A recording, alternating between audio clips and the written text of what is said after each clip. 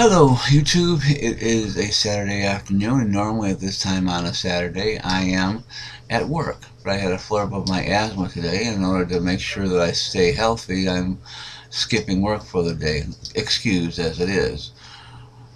But I'm keeping abreast of some other things that are going on. Oh, and that print thing over to the shoulder, that's a birthday party I had from my grandson's birthday the other day. It's kind of sitting there at the edge of my bed. I don't want to put it on, I'll look goofy.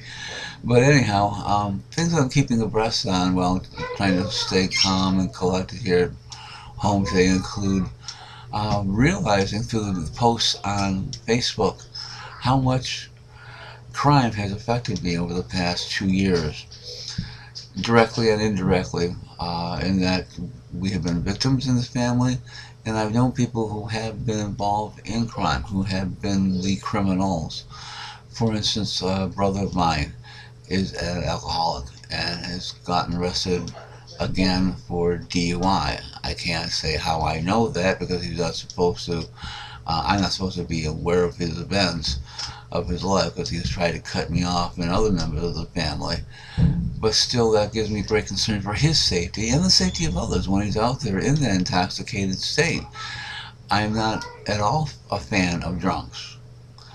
And I apologize to anyone who may have affected, even though it's not really my duty to apologize for him, but I feel that somebody should because he certainly hasn't.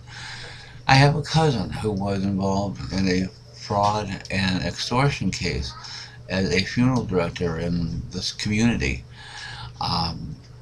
which was really unsettling because I know his dad was very, very professional in that business and worked to maintain that image because it's not a profession that a lot of people look very, very pleasing on. They go to it because they need it, but they think that they're going to get ripped off. And my uncle strove very hard to put that image to rest, that it was not that case, at least as far as he was concerned. And then my cousin now takes advantage of people, and is going to have to pay the price in the long run.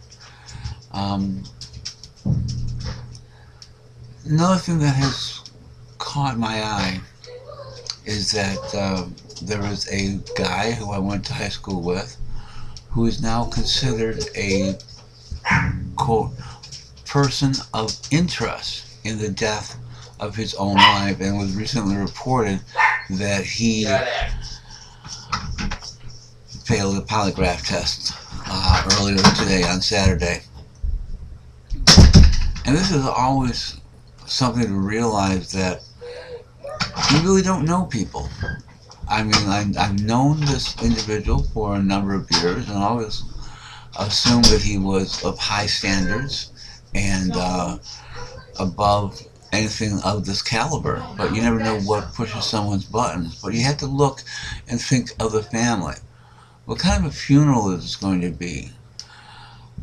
It's going to be very tense, and funerals should be about the person who died, but with the different people who came in and knew the family, what stress will this put on them? Is he going to be allowed to be there? Will they arrest him? They haven't arrested him yet. He has an attorney, so I don't know if he's going to be able to go to the funeral, which is scheduled for Monday, or not.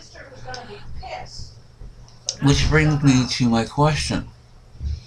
How have you guys been affected by crime in your life? And what have you done about it or not done about it?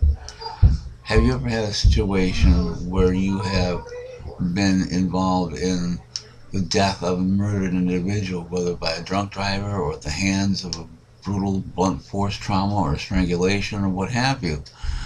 And how were you in that situation with the relatives and your friends? And I'm wondering, maybe you're a pastor, maybe you're a cleric. How do you do a funeral for a person who has been a victim of murder, and perhaps one of the chief suspects is there at the services because they have not been arrested? Maybe there's not enough evidence or what have you to put the person behind bars.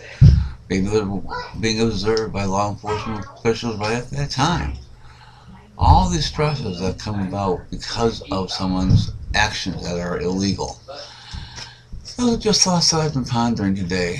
And maybe you have too, and maybe you haven't.